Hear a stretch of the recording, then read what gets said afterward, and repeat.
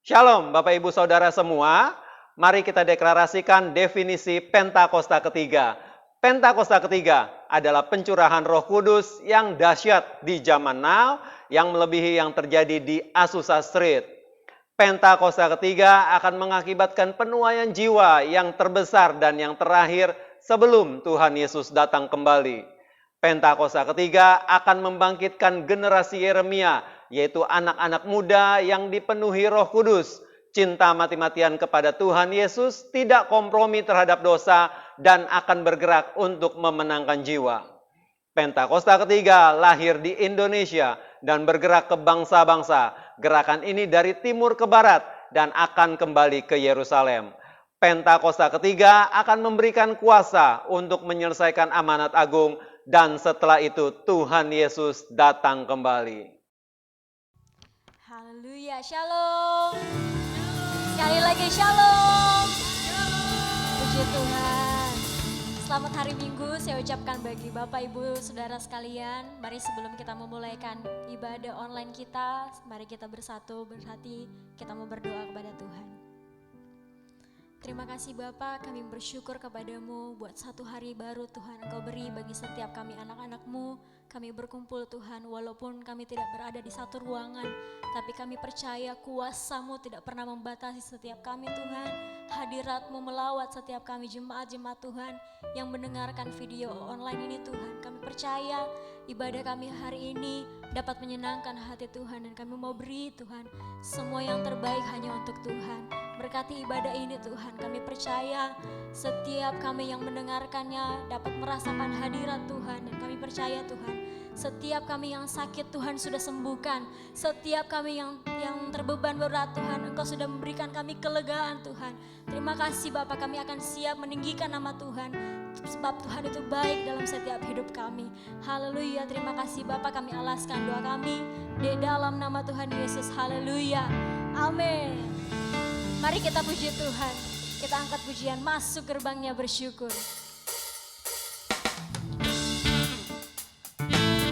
Haleluya.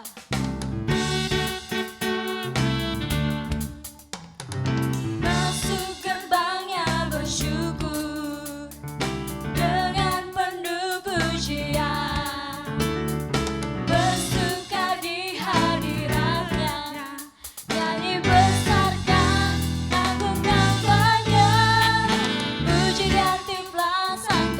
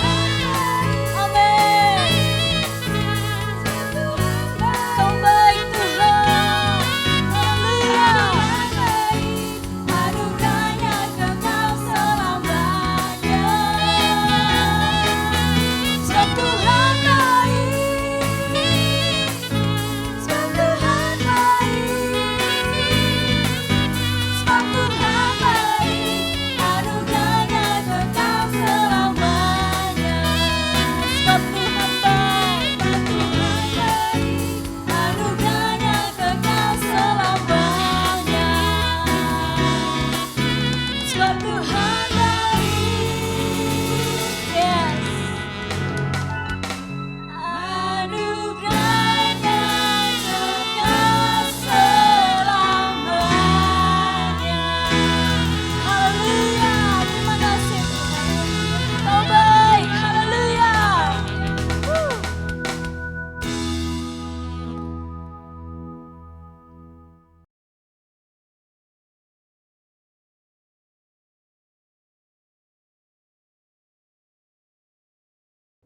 Shalom semuanya. Tema edisi Voice of Pentecost hari ini adalah berjalan di dalam roh, belajar dari Filipus.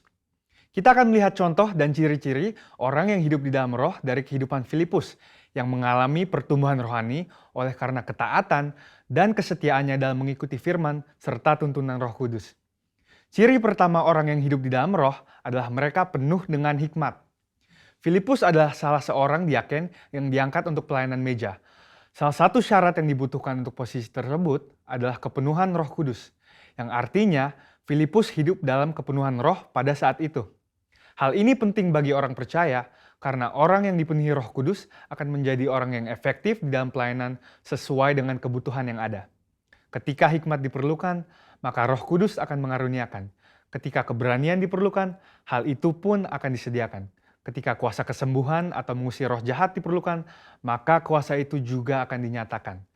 Ketika kita penuh dengan hikmat, Roh Kudus akan menuntun dan membimbing kita sehingga apapun yang kita perbuat akan dibuatnya berhasil dan sesuai dengan rencananya.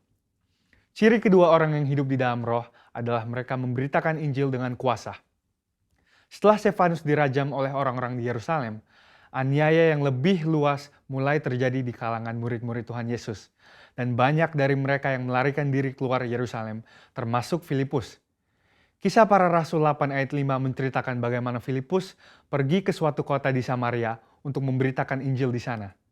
Saya percaya karena Filipus bergaul karib dengan Tuhan, dia terus merasakan dorongan dari Roh Kudus untuk memberitakan keselamatan bagi orang lain di setiap kesempatan yang ada. Hal tersebut merupakan karya Roh Kudus dalam hati orang percaya. Singkat cerita, orang-orang di Samaria percaya kepada berita yang disampaikan oleh Filipus. Mereka membuka hati dan Roh Kudus pun bekerja dan menjamah setiap orang yang mendengar hingga hati mereka berbalik kepada Tuhan. Dalam pemberitaan Injil itu juga terjadi manifestasi kuasa Allah dengan kesembuhan dan kelepasan yang luar biasa. Banyak orang dilepaskan dari roh-roh jahat dan disembuhkan, termasuk yang lumpuh dan timpang. Kuasa Roh Kudus dinyatakan secara luar biasa. Hal ini menggenapi apa yang Tuhan Yesus katakan bahwa tanda-tanda heran dan mujizat akan terjadi di dalam pelayanan murid-murid Tuhan Yesus. Melalui kejadian ini, kita bisa melihat bahwa Filipus yang bergaul intim dengan Tuhan dipakai menjadi alat Tuhan yang efektif dalam membawa Injil keselamatan. Kuasa Tuhan sungguh dinyatakan bagi orang-orang yang bergaul intim dengan Roh Kudus. Ciri ketiga orang yang hidup di dalam roh adalah mereka mentaati Tuhan dengan segenap hati. Suatu hari ketika Filipus sedang di tengah pelayanan yang terus berkembang di Samaria, Tuhan mengutus satu malaikat untuk membawa pesan untuk dia. Kisah Para Rasul 8 ayat 26 berkata, "Kemudian berkatalah seorang malaikat Tuhan kepada Filipus. Katanya, bangunlah dan berangkatlah ke sebelah selatan, menurut jalan yang turun dari Yerusalem ke Gaza. Jalan itu jalan yang sunyi." Dibutuhkan ketaatan yang besar untuk melakukan perintah Tuhan dengan kondisi seperti Filipus pada waktu itu. Filipus bisa saja berpikir bahwa pelayanannya masih sangat dibutuhkan di Samaria, atau belum ada orang lain yang bisa menggantikannya untuk melayani di sana. Namun, Filipus memilih untuk taat dan pergi ke tempat di mana Tuhan memerintahkan. Tanpa diketahuinya, ternyata saat itu ada seorang bendahara kerajaan dari Ethiopia yang sedang dalam perjalanan pulang ke negaranya. Dia seorang penganut agama Yahudi yang pulang dari ibadah di Yerusalem dan saat itu sedang membaca kitab Yesaya. Filipus dituntun oleh Roh Kudus untuk mendekati kereta pembesar itu dan menanyakan apakah dia mengerti arti dari ayat yang dibacanya. Ternyata dia tidak mengerti dan meminta Filipus untuk menerangkannya. Dia menggunakan kesempatan ini untuk memberitakan Injil dan bendahara tersebut pun akhirnya percaya dan dibaptis. Ini adalah contoh bahwa seringkali Roh Kudus akan mendorong kita untuk melakukan hal-hal yang mungkin tidak bisa kita mengerti. Dan dalam situasi seperti ini, yang dibutuhkan dari kita hanyalah ketaatan. Dan pada waktunya, Tuhanlah yang akan menyatakan rencananya kepada kita, seperti dalam contoh kehidupan Filipus. Ciri keempat orang yang hidup di dalam roh adalah mereka membimbing keluarganya di dalam Tuhan. Bertahun-tahun kemudian, Rasul Paulus pergi untuk mengunjungi Filipus yang saat itu tinggal di Kaisarea. Kisah Para Rasul 21 ayat 8-9 menyebutkan bahwa dia mempunyai 4 anak yang mempunyai karunia untuk bernubuat. Mungkinkah kehidupan rohani dari anak-anak Filipus yang demikian timbul dari hubungan yang jauh dari Roh Kudus? Hal itu tidak mungkin. Anak-anak Filipus hidup intim dengan Tuhan dan mereka bertumbuh dalam kerohanian yang luar biasa.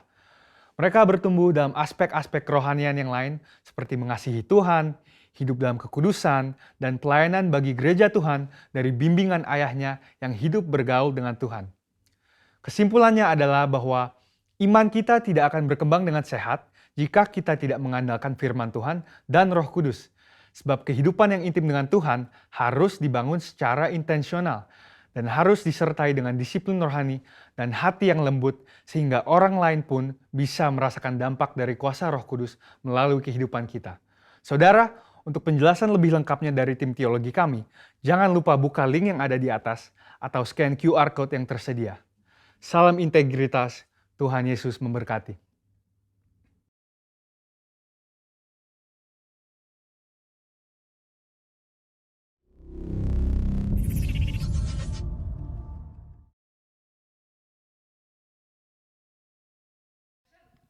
Haleluya. Kami mau masuk ke lebih dalam lagi Tuhan. Kami mau sembah Engkau hari ini. Kami mau nyatakan setiap syukur kami Tuhan. Karena sudah terlalu banyak yang Kau buat dalam hidup kami. Kami mau bersyukur, menaikkan syukur kami kepadamu Tuhan. Haleluya. Mari sama-sama naikkan pujian ini, katakan banyak yang Kau perbuat dalam hidupku. Banyak yang Kau perbuat di dalam hidupku. Rancangan indahmu terjadi di hidupku. Kau Bapa yang mengerti, Bapa yang mengerti segala yang ku perlu. Kasih-Mu sempurna nyata dalam hidupku. Ku bersyukur, Bapa. Ku bersyukur Tuhan buat kasih setia-Mu di dalam hidupku. Ku bersyukur. Haleluya. Ku bersyukur Bapa. Ku bersyukur Tuhan buat kasih setia-Mu di dalam hidupku. Ku bersyukur Tuhan. Terima kasih Bapa.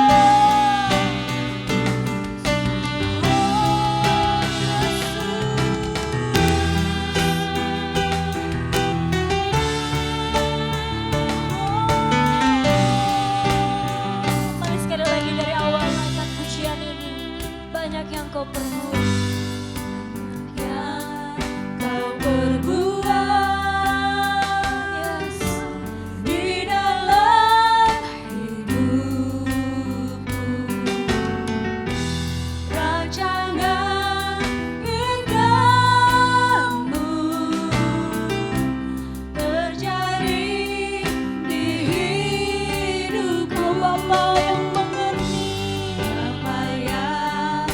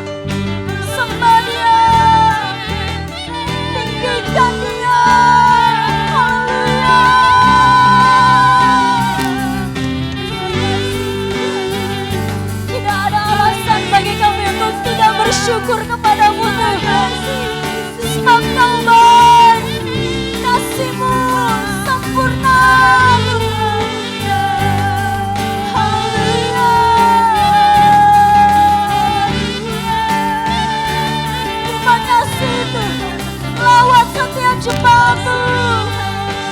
Lawat setiap kami Tuhan. Haleluya.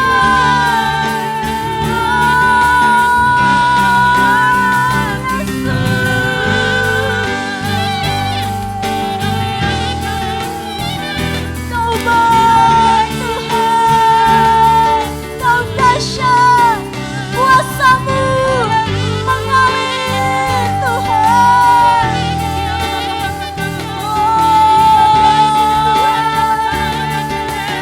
Yes, terus sembah, sembah, haleluya. Terima kasih Tuhan.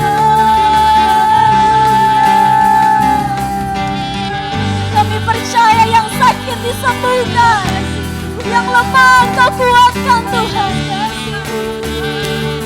Yang terbelenggu Kau lepaskan di dalam nama Yesus.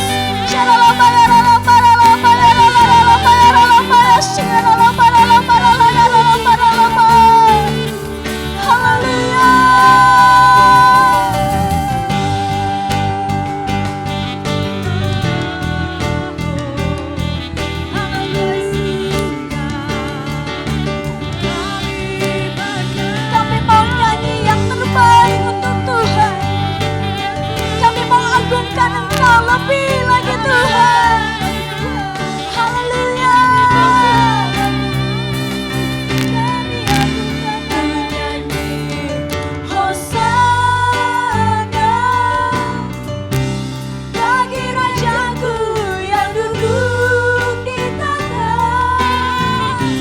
Aku muliakan dan ku agungkan, Kau layak disembah. Ku nyanyi Hosana, ku nyanyi Hosana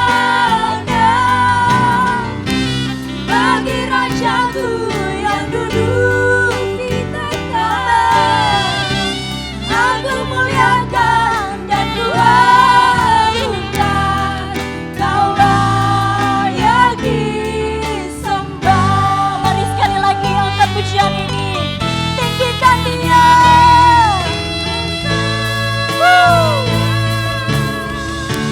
Bagi Rajaku yang duduk di tata.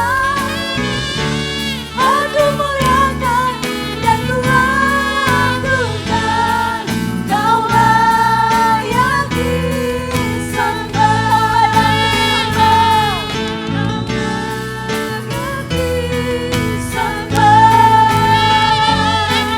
Kau layak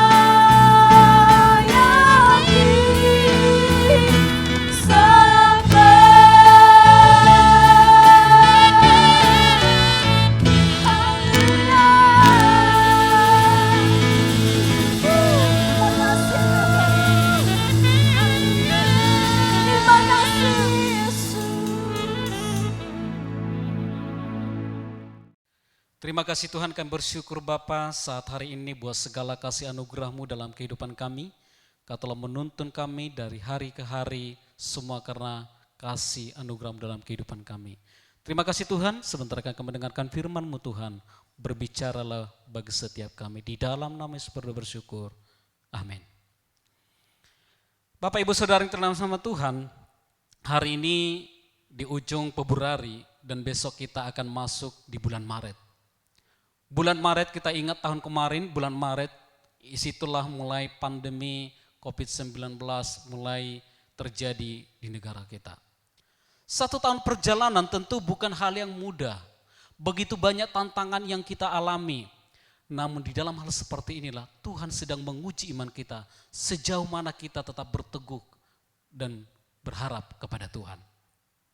Tantangan yang terjadi justru adalah memurnikan iman kita. Sejauh mana kita terus berharap kepada Tuhan.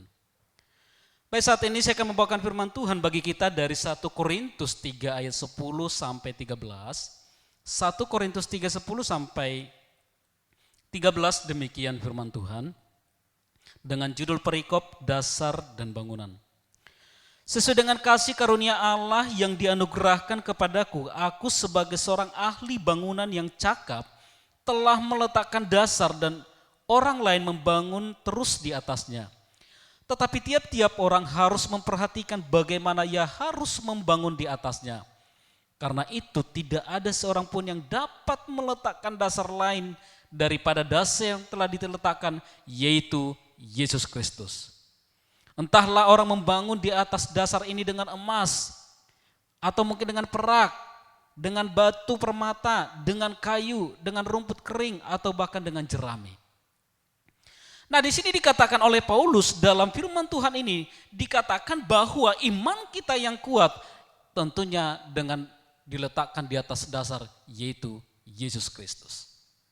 Sebagaimana tadi saya katakan di awal, bahwa tantangan hidup ini, permasalahan gelombang kehidupan ini menjadi suatu hal yang menunjukkan sejauh mana iman kita teguh kepada Dia. Artinya sekali lagi saya katakanlah memurnikan iman kita. Tema yang diberikan oleh gembala kita, gembala pembina kita Bapak Niko, dikatakan tahun 2021 adalah tahun integritas. Dalam istilah teologis, integritas ini adalah menunjukkan kemurnian dan kejujuran sebagaimana manusia diciptakan serupa dan segambar dengan Allah. Dikatakan bahwa menunjukkan sebagaimana manusia diciptakan serupa dan segambar dengan Allah. Kita tahu bahwa manusia dan kita diciptakan oleh Allah itu serupa dan segambar dengan Dia. Serupa dan segambar di sini bukan berarti dalam arti fisik, tetapi karakter Kristus, keilahian itu ada di dalam diri kita. Namun sejak manusia jatuh dalam dosa, yaitu ketika Adam jatuh dalam dosa, maka dikatakan dalam Roma 2:23-24, karena semua orang telah berbuat dosa dan telah kehilangan kemuliaan Allah, dan oleh kasih karunia telah dibenarkan dengan cuma-cuma karena penebusan dalam Kristus Yesus. Ayat ini mengandung dua kata yang sering dipakai Paulus untuk menyatakan keselamatan, yaitu kita dibenarkan dan ditebus karena darah Yesus. Artinya ketika gambar Allah, ketika rupa Allah itu sudah rusak, semua itu hanya bisa dikembalikan di dalam Yesus Kristus. Dan itulah yang menjadi pondasi di dalam kehidupan kita. Di dalam etika Kristen, integritas adalah ketaatan dalam prinsip dan karakter moral yang dibentuk dalam hati nurani manusia. Artinya di sini bahwa di tengah-tengah keadaan, di tengah-tengah goncangan yang kita alami, bagaimana kita terus memiliki sebuah prinsip, sebuah tekad, bahkan tetap memiliki karakter moral yang tentunya didasari di dalam pondasi Yesus Kristus. Di tengah-tengah keadaan inilah iman kita digoncang. Tetapi ketika kita memiliki pondasi yang kuat di dalam Kristus, maka kita akan mampu melalui semua permasalahan demi permasalahan sehingga kita menjadi seorang pemenang, bahkan lebih daripada pemenang. Mungkin kita berkata, oh gampang Pak, kalau memang keadaan itu dalam keadaan baik-baik saja, kalau dalam keadaan normal saja, kita akan mudah mengucap syukur, kita akan bisa tetap kuat di dalam Tuhan. Tapi ketika kita dalam masalah, tidak semudah itu. Betul. Memang hidup ini adalah sebuah proses. Ya. Saya mengangkat tentang penciptaan dalam bahasa Ibrani menggunakan 3 istilah. Istilah yang pertama dalam bahasa Ibrani tentang penciptaan adalah bara. Bara adalah menciptakan tanpa bahan. Bahan di sini bukan hanya berarti bahan materialnya, tetapi juga idenya. Kata bara menunjukkan suatu kreasi yang bersifat inovasi atau sebuah penemuan awal. Kata bara ini menunjukkan tindakan Allah yang mengadakan sesuatu yang tadinya belum ada menjadi ada. Nah, ini adalah menggambarkan kata pertama di dalam bara ini menunjukkan bahwa manusia diciptakan oleh Tuhan dengan idenya yang luar biasa. Tidak ada dasar, tidak ada bahan, tapi Tuhan menciptakan kita begitu indah dan mulia. Berarti kita merupakan rancangan desain Allah sendiri. Sehingga kita dikatakan serupa dan segambar dengan Dia. Yang kedua, dalam bahasa Ibrani, pengertian pencipta adalah yatsar. Apa itu yatsar? Kata yatsar berarti membentuk dengan unsur seni. Hal ini menunjukkan bahwa ketika Adam diciptakan, Tuhan menggunakan jarinya sendiri untuk membentuk dan mengukir manusia. Ketika Allah menciptakan alam semesta ini, ketika Allah menciptakan tumbuh-tumbuhan dan binatang, itu semua hanya dengan berfirmanlah Allah, maka jadi. Hanya dengan sebuah ucapan, maka hal itu jadi. Tapi berbeda dengan manusia, dikatakan bahwa manusia itu diciptakan dengan jarinya sendiri. Tuhan membentuk manusia itu begitu rupa. Setelah semua rapi, dia melihat semua lengkap, mulai tangan, kaki, kepala dan semuanya. Maka Tuhan menghembuskan napas kehidupan kepada manusia tersebut. Artinya ada proses yang dilakukan oleh Allah sendiri. Dan sekali lagi bukan hanya sekedar berkata-kata dan berfirman. Tetapi Tuhan membentuk begitu indah sehingga jadilah manusia. Itulah suatu hal yang sungguh luar biasa. Bahkan manusia dilengkapi dengan akal pikiran. Berbeda dengan ciptaan lain. Hal yang ketiga, dalam bahasa Ibrani penciptaan itu adalah asa. Asa ini akan berkaitan dengan firman Tuhan. Yang ada penekanannya pada 1 Korintus 3 ayat 10-13 ini. Dalam kata asa ini menunjukkan kreasi Allah dalam pembentukan sesuatu yang membutuhkan proses. Bukan hanya melibatkan diri Allah sendiri, tetapi juga manusia dalam proses pembentukan karakter pribadi, yaitu melibatkan manusianya tersebut. Artinya di dalam kehidupan kita, bahwa Tuhan memberikan kita kebebasan untuk memilih. Tuhan memberikan kita kesempatan untuk membangun sejauh mana kita membangun karakter kita di dalam Tuhan supaya kita kuat. Sehingga ketika goncangan datang, maka disitulah akan teruji apa yang kita bangun di dalam kehidupan iman kita kepada Tuhan. Artinya Allah itu, Allah yang mampu sebenarnya mengubah kehidupan kita. Allah yang mampu membuat kita menjadi sesuatu yang luar biasa. Tetapi Tuhan juga menginginkan ada bagian daripada kita, yaitu disebut dengan proses. Apakah Tuhan tidak bisa membuat kita tiba-tiba kaya? Bisa saja. Apakah Tuhan bisa membuat kita tiba-tiba menjadi sukses? Sangat bisa. Apakah Tuhan bisa mengubah keadaan sekarang ini dengan menghilangkan virus COVID-19 ini? Sangat bisa. Tetapi Tuhan menginginkan ada peran daripada kita. Ada bagian yang harus kita lakukan. Supaya apa? Supaya kita menyadari bahwa kita butuh Tuhan yang terus menopang kehidupan kita. Salah satu contoh yang menggambarkan bahwa bagaimana kehidupan manusia itu sangat ada, yang Tuhan menginginkan ada sebuah kerjasama, ada sebuah di mana Allah melibatkan manusia di dalam proses kehidupan ini. Perumpamaan tentang seorang petani yang diberikan Yesus kepada orang-orang banyak pada saat itu. Dikatakan seorang petani, dia pergi ke ladangnya membawa cangkul, dia menggemburkan tanah, setelah itu dia menanamkan benih. Setelah dia selesai menanam benih, dia kembali ke dalam rumahnya. Dan dia tidur. Nah ketika dia tidur, disitulah Allah bekerja di dalam tanaman yang dilakukan oleh si petani tersebut. Dan tanaman itu bertumbuh, menghasilkan daun, buah, bahkan bisa menghasilkan panen yang menguntungkan bagi si petani tersebut. Nah artinya di sini bahwa Allah bukan tidak bisa membuat tanaman tadi bisa langsung numbuh, bisa. Tetapi Tuhan menginginkan kita ada bagian kita. Tuhan melibatkan kita dalam sebuah proses itu. Dan demikian juga di dalam kehidupan karakter keimanan kita. Bahkan demikian juga di dalam ketika kita membangun iman kita di dalam Tuhan. Ada bagian yang harus kita lakukan. Sebagaimana dikatakan di sini di ayat 11. Karena tidak ada seorang pun yang dapat meletakkan dasar lain daripada dasar yang telah diletakkan, yaitu Yesus Kristus. Entahlah orang itu membangun di atas dasar itu dengan emas, dengan perak, dengan batu permata, dan bahkan dengan kayu, bahkan rumput kering atau jerami, kembali kepada kita.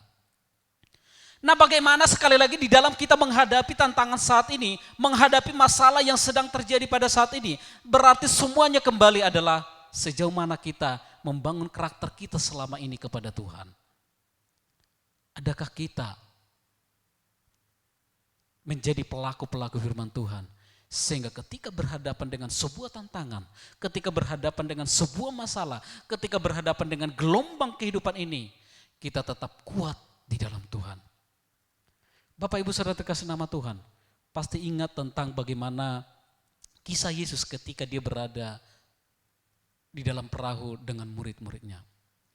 Pada saat itu dikatakan, dikisahkan, ketika Yesus dan murid-muridnya berada di atas perahu, maka terjadilah ombak yang sangat besar sehingga air masuk sampai ke dalam perahu tersebut. Dan pada saat itu ada sebuah ketakutan yang luar biasa pada murid-murid Tuhan Yesus. Bahkan mereka mengatakan, Yesus kenapa kamu masih tidur? Yesus kenapa kamu tidak peduli dengan keselamatan kita? Lihat apa yang terjadi. Tetapi Yesus bangun dan dia menghardik taufan itu pada saat itu. Dan di akhir kalimat itu, Yesus mengatakan kepada murid-muridnya, mengapa kamu begitu takut? Mengapa kamu tidak percaya? Ada sebuah penekanan dikatakan kepada murid-muridnya pada saat itu oleh Yesus. Mengapa kamu takut? Mengapa kamu tidak percaya? Dikaitkan dengan keadaan sekarang ini. Di dalam kehidupan saat ini, secara manusia kita merasa tergoncang. Secara manusia sepertinya kita kehilangan harapan. Karena apa? Kita melihat kondisi ini bukannya semakin baik. Bahkan wabah yang tadinya kita berpikir bahwa itu tidak lama akan selesai. Tapi sampai hari ini juga masih terus berlanjut. Bahkan bukan hanya itu. Beberapa hari kemarin terjadi banjir yang sungguh luar biasa. Tantangan demi tantangan terus berdatangan. Apakah Tuhan tidak peduli? Apakah Tuhan tidak mau tahu dengan kita? Bukan. Tetapi Tuhan katakan, mengapa kamu begitu takut? Mengapa kamu tidak percaya? Artinya di tengah keadaan seperti ini, hanya dasar yang kuatlah kepada Tuhan yang membuat kita tetap teguh di dalam Kristus. Amin. Iman dan karakter kita kepada Tuhan yang terbentuk, yang menjadi sebuah integritas di dalam diri kita, yang menjadi sebuah pegangan di dalam kehidupan kita. Sehingga kita tetap berkata bahwa Tuhan adalah batu karang. Bahwa Tuhan adalah keselamatanku dan benteng kehidupanku. Sehingga goncangan-goncangan itu tidak membuat kita mundur daripada Tuhan. Goncangan-goncangan yang ada tidak membuat kita kehilangan kasih karunia Allah. Goncangan-goncangan yang ada justru membangun iman kita. Sekali lagi saya bacakan di sini, dikatakan entah itu membangun di atas dasar dengan emas, dengan perak, dengan batu permata, dengan kayu, dengan rumput kering atau dengan jerami. Kembali kepada kita, sejauh mana kita selama ini membangun hidup kita di dalam Kristus. Kembali kepada kita, sejauh mana kita selama ini membuat sebuah pondasi yang menjadi dasar bangunan iman kita di dalam Tuhan. Sehingga kita tetap kuat di dalam Tuhan, di dalam menghadapi setiap tangan-tangan ini. Amin untuk firman Tuhan. Mari kita berdoa. Terima kasih Tuhan, terima kasih Bapa. Di tengah-tengah keadaan yang tidak menentu, kami percaya kami punya Allah yang luar biasa. Kalau selama ini kami telah dibangun iman kami di dalam Tuhan. Dan di hari-hari inilah kami ingin membuktikan iman kami di dalam Tuhan. Biar iman kami terus Tuhan bersandar kepada Engkau Tuhan. Biar hati kami terus Tuhan berharap kepada Engkau Bapa. Sehingga goncangan apapun Tuhan yang datang menggoncang kehidupan kami. Kami terus berharap dan bersandar kepada Tuhan. Sebab kami memiliki pondasi bangunan iman yang kuat di dalam Engkau. Yaitu di dalam Yesus Kristus. Terima kasih Tuhan. Kami bersyukur di dalam nama berdoa. Amin. Mari kita bersatu hati di dalam doa. Bapa yang baik, terima kasih Tuhan. Kalau kami sudah beribadah, kami sudah meninggikan nama-Mu Tuhan Yesus. Berkati hamba-Mu yang Kau utus menyampaikan firman Tuhan pada hari ini, Bapak Pendeta Wandri Lumbantoruan. Berkati keluarga besarnya, berkati pekerjaannya, berkati usaha apapun yang dilakukannya Tuhan, Engkau yang urapi. Terima kasih Bapak yang baik, kami juga berdoa untuk para pemimpin rohani kami Tuhan. Buat Bapak Gembala, Pembina Tuhan, Bapak Pendeta Dr. Insinyur Niko Nyoto Raharjo, beserta Ibu dan juga seluruh keluarga besarnya Tuhan. Urapi hamba-Mu Tuhan, biar hari kan hari semakin lagi pertajam pendengaran akan suara-Mu Tuhan Yesus. Urapi hamba-Mu Tuhan, biar hari kan hari semakin lagi Tuhan boleh membawa gereja ini semakin melekat kepada Tuhan. Berkati keempat wakilnya Tuhan, keluarga demi keluarga, pengurapan-Mu nyata bagi mereka semua Tuhan. Urapi Tuhan hamba-Mu ini Tuhan Yesus, berikan keunitian lebih lagi Tuhan. Dan hari kan hari semakin lagi Tuhan boleh menjadi kepanjangan tangan Tuhan untuk boleh setiap jemaat umat jiwa-jiwa dibawa untuk semakin dekat kepadamu ya Bapak yang baik. Berkati juga cabang-cabang yang ada ya Tuhan, khususnya cabang khusus 5 Tuhan Yesus. Berkati hamba Bapak Pendeta Dr. Timotius Hardono Tuhan, beserta Ibu Pendeta Indrawati Kabul Tuhan Yesus. Kedua anak hamba-Mu dan juga seluruh pengerjanya Tuhan. Cabang-cabang yang ada Bapak yang baik, baik di Indonesia maupun di luar negeri Tuhan, urapi ya Bapak yang baik. Berkati pelayanan hamba-Mu ini Tuhan Yesus, sehingga apapun yang dilakukannya Tuhan selalu menyenangkan hati Tuhan, dijauhkan daripada segala yang jahat, dan urapi pelayanannya Tuhan selalu menjadi pelayanan yang banyak memenangkan jiwa bagi kemuliaan Tuhan. Berkati cabang-cabang yang ada Tuhan, khususnya cabang Cibubur Tuhan. Urapi hamba-Mu yang Kau utus untuk memimpin di cabang Cibubur Tuhan. Bapak Pendeta Antoni Stoni beserta Ibu Nia, kedua anak hamba-Mu dan seluruh kabit-kabit yang ada, seluruh pengerja yang ada Tuhan urapi. Kami percaya berikan keunitian Tuhan sehingga mereka semua Tuhan Yesus boleh melayani dengan menyenangkan hati Tuhan, melayani dengan hati yang tulus, dan kami percaya nama Tuhan dipermuliakan.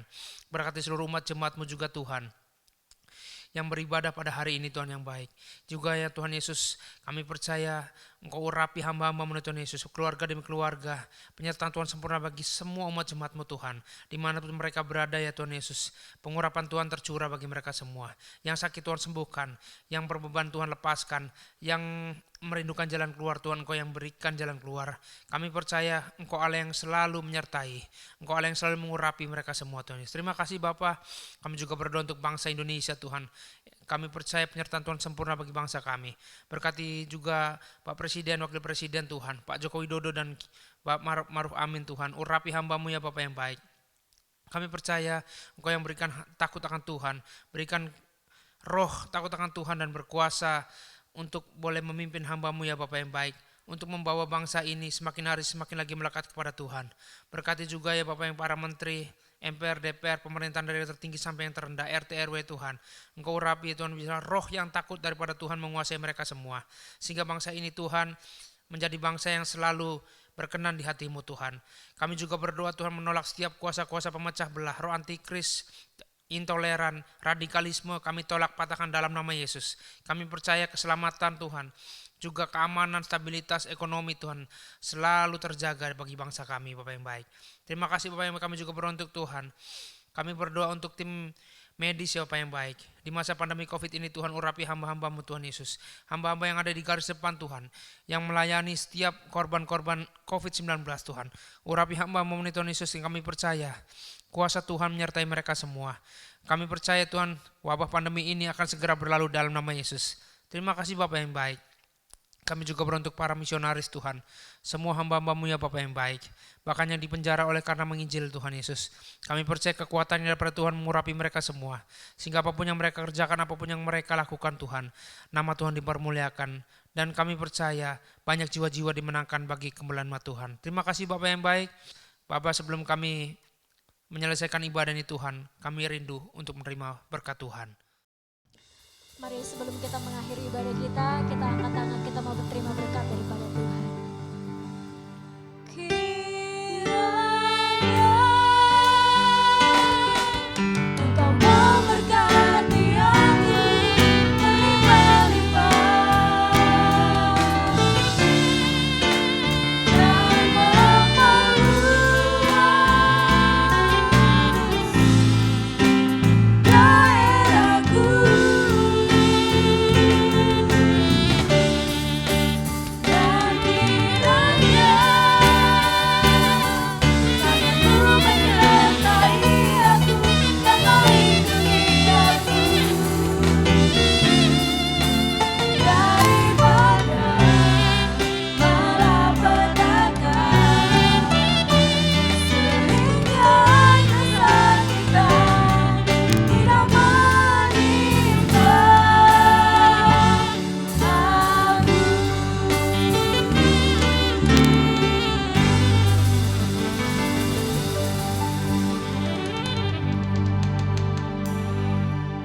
Mari kita angkat kedua tangan kita, arahkan hatimu dan pandanganmu kepadanya.